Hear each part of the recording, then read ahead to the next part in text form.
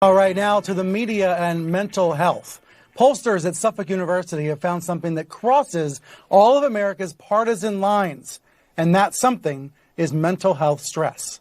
91% of Democrats and 80% of Republicans agree that there is a mental health crisis in the United States. Researcher David Paleologos says this new poll, quote, tells a story of despair felt by Americans who just don't know when the madness of COVID will end. The madness of COVID. Now, there's a segment of Americans who tuned out the pandemic a while ago. They dropped the masks, they moved on, despite entreaties from public health officials. Some of them are unvaccinated and at high risk right now due to Omicron. But I want to focus on the other segment of Americans, those who are vaccinated, who are paying attention to the pandemic, and are hearing about Omicron and school closures and testing troubles and all the rest. This moment in the pandemic is really complicated, because a mostly mild variant is still bringing hospitals to the brink of capacity and care. And a lot of people are confused about what to do and what to believe. Now, many doctors are doing an amazing juggling act given these circumstances. And yet, I think we're also potentially seeing and hearing from doomsday doctors who push people toward even more fear, anxiety, and depression. I'm not trying to call out anybody in particular. I think this is obviously really nuanced.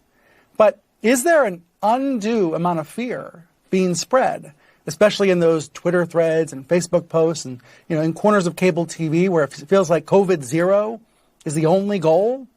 COVID zero, of course, the idea that you can completely eliminate COVID from the environment, which is an impossibility. My next guest is a practicing internist in Washington. She's been calling out other medical pros who potentially are fear-mongering. Her name is Dr. Lucy McBride, and she's with me now. Also here, CNN's Oliver Darcy. Thank you both for coming in. Dr. McBride, doomsday doctors is an inflammatory term. I want to be careful about it. But I want to know what you're seeing firsthand. You treat patients. They come in. They ask you about COVID. What are you hearing? What are you seeing personally? So as you just opened with, Brian, this is a parallel pandemic of mental health in crisis. We are bathing in fear. People have been worried and panicked necessarily because of the threat of COVID-19, which is absolutely real and present. That said, those of us in the medical profession, particularly those of us who are patient-facing, who help people every day understand their unique vulnerabilities for disease, whether it's from COVID or cancer. Yeah. We have an obligation to help people frame risk, to deliver fact-based, nuanced information. Fear does harm. It only makes people afraid. It doesn't affect people's decisions. So when I'm on Twitter or right now with you, I'm trying to help people understand that, look, your risk for COVID is as different as someone else's. And revving the emotional engines of people's anxiety only does harm. What's a specific example of that kind of fear, that panic porn that you've seen recently? Well, there are a lot of doctors who are talking about, what if your child ends up in the ICU and then you die and from the same COVID infection and then you're, parentless. That's just, in my opinion, not helpful. Now, let me just say this. I don't ascribe ill intent to these doctors. I think most physicians went into medicine to help people. I think a lot of physicians themselves are anxious and themselves are trying to offset their own anxiety by broadcasting to a wider public the anxiety that's in the air.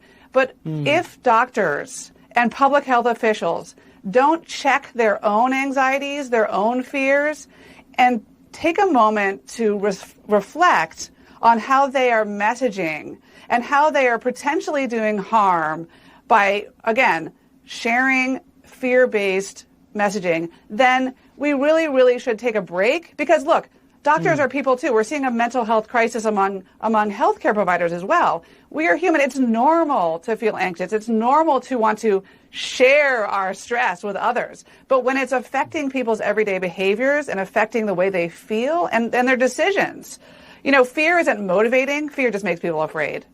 For me to motivate someone to get a vaccine, to try to lose weight, to reduce their risk for COVID, for example, I don't say, if you don't lose weight, you're going to get COVID and die, or if you don't lose weight, you're going to have a heart attack or stroke. I try to help them with giving them knowledge, giving them tools, giving them information so that they can take that home with them and engage in productive, nuanced behaviors that help them with their unique risk. Right. Oliver, you've been writing about some of this in the Reliable Sources newsletter. Here's a big, overly broad question for you, okay? Is the media at this point out of touch with the public about COVID?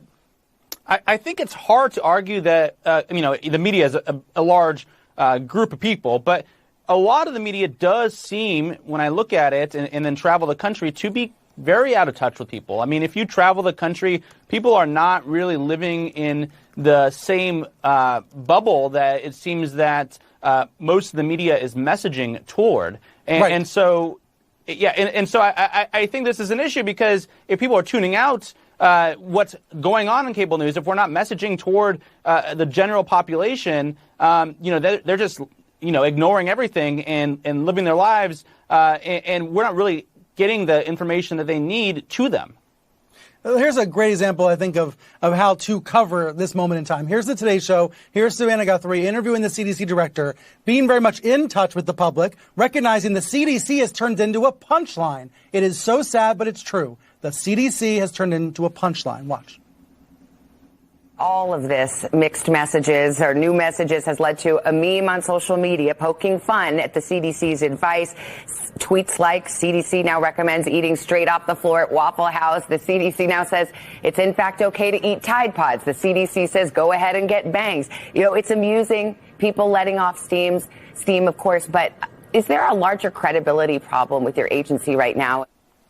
And the answer is yes. There's a huge credibility crisis for the CDC. And Oliver, to your point, it just causes people, if they hear all these mixed messages and all this confusion and it's all too complicated, they just move on and ignore it.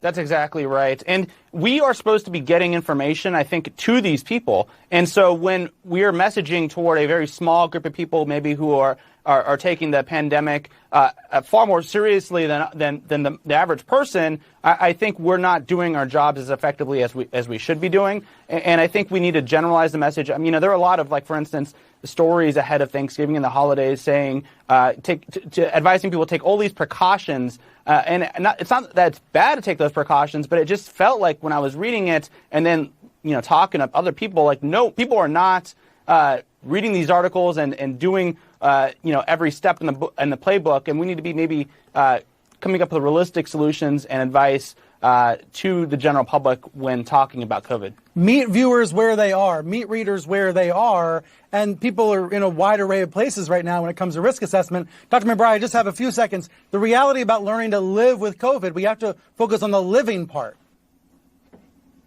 We have to learn how to live with COVID, which is not equivalent to saying, let it rip, don't protect the vulnerable. We absolutely need to do everything we can to protect the vulnerable. But remember, Brian, vulnerability means many things. It can be a vulnerability to depression and isolation. It can also mean a vulnerability to COVID-19. We need to be broad in our messaging and inclusive and honest.